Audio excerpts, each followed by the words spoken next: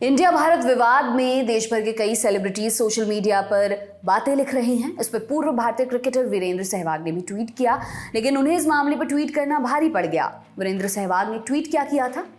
उन्होंने लिखा था, मेरा हमेशा से मानना रहा है कि नाम ऐसा होना चाहिए जो हमें गर्व पैदा करे। हम भारतीय हैं। इंडिया अंग्रेजों द्वारा दिया गया एक नाम है और हमारे मूल नाम भारत को आधिकारिक तौर पर वापस पाने में बहुत समय लग गया है। मैं आग्रह करता हूं, जय शाह यह सुनिश्चित करें कि इस विश्व कप में हमारे खिलाड़ियों के सीने पर भारत हो। बस वीरेंद्र सहवाग के इस ट्वीट पर हो हल्ला शुरू हो गया।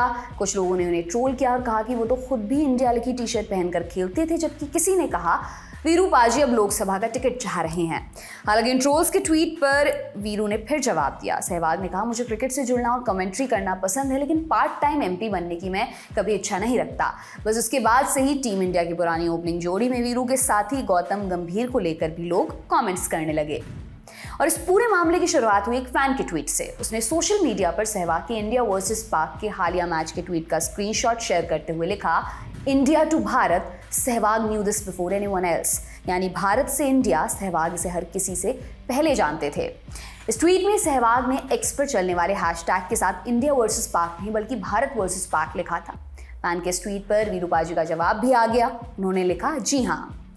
इस ट्वीट के 1 घंटे बाद वीरेंद्र सहवाग ने एक मुहिम छेड़ दी। उन्होंने वही ट्वीट किया, विश्व कप वाला, जिसमें उन्होंने जय शाह से भारतीय खिलाड़ियों की टी शर्ट पर भारत लिखने की बात कही थी। इसके बाद वीरू ने कई और देशों के नामों के उदाहरण दिए और लिखा, 1996 में नीदरलैंड्स की टीम भारत में विश्व कप खेलने हॉलैंड नाम से आई थी। 2003 में जब हम उनके खिलाफ खेले तो वो नीदरलैंड्स हो चुके थे, फिर नीदरलैंड्स ही रहे। बर्मा ने अंग्रेजों से मिले अपने नाम को म्यांमार में बदल दिया, जबकि कई और देश अपने असली नामों पर लौट गए हैं। इसके बाद सहवाग ने बीसीसीआई के उस ट्वीट को कोट करते हुए लिखा जिसमें भारत की विश्व कप टीम की घोषणा की गई थी। वीरू ने लिखा, टीम इंडिया नहीं, टीम भारत। इस विश्व कप में जब हम कोहली, रोहित, बुमराह, जद्दू के लिए चीयर कर रहे हैं तो उम्मीद है हमारे दिल में भारत हो और खिलाड़ी वो जर्सी पहने जिस पर भारत लिखा हो। बस इन्हीं ट्वीट्स के बाद सोशल मीडिया पर कुछ लोगों ने वीरेंद्र सहवाग को ट्रोल करना शुरू कर दिया। उन्होंने लिखा, वीरू चुनावी पार्टी से टिकट के लिए ऐसी बातें लिख रहे हैं। एक एक्स यूजर ने लिखा, मैं हमेशा सोचता था कि आपको गौतम गंभीर से पहले सांसद बनना चाहिए था। वीरेंद्र सहवाग ने इसी ट्वीट का ऐसा जवाब दे दिया कि फैंस इस पूरे मामले में गौतम गंभीर को भी बीच में ले आए।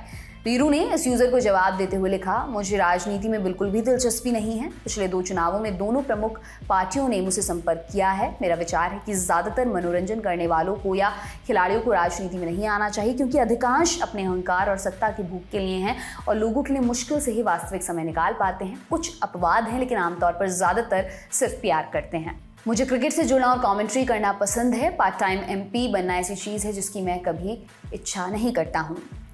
हालांकि इस पूरे विवाद के बाद सहवाग ने बुधवार को एक विस्तार से ट्वीट किया जिसमें उन्होंने खुद को ट्रोल करने वालों को लताड़ा और अपनी बात को विस्तार पूर्वक बताया। वीरू ने इस ट्वीट में कहा कि इस बार राष्ट्र के नाम के रूप में भारत के उपयोग की वकालत को राजनीतिक एजेंडे के रूप में नहीं देखा जाना चाहिए। वीरू ने कहा, मैं किसी राजनीतिक दल का प्रशंसक नहीं हूं। दोनों राष्ट्रीय पार्टियों में अच्छे लोग हैं और दोनों पार्टियों में बहुत सारे अयोग्य लोग भी हैं। दिल खोलकर बात करना राजनीतिक आकांक्षा से अलग है। मेरी एकमात्र रुचि भारत है।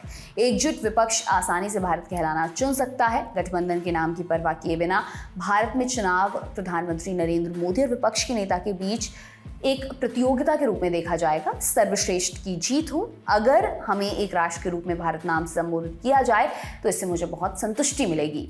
वीरू के इस ट्वीट पर लोगों की ढेर सारी प्रतिक्रियाएं भी सामने आ रही हैं। भारत और इंडिया की बहस भी यूं ही चलती रहेगी, लेकिन हमें नहीं भूलना चाहिए कि हमारे संविधान में लिखा है इंडिया, दैट इज भारत। आपके लिए तमाम जानकारी लेकर आए हैं हमारे साथी विपिन। मेरा नाम दिव्यांशी सुमराव है। आप देखते रहिए दी लल्लन टॉप। बहुत शुक्रिया।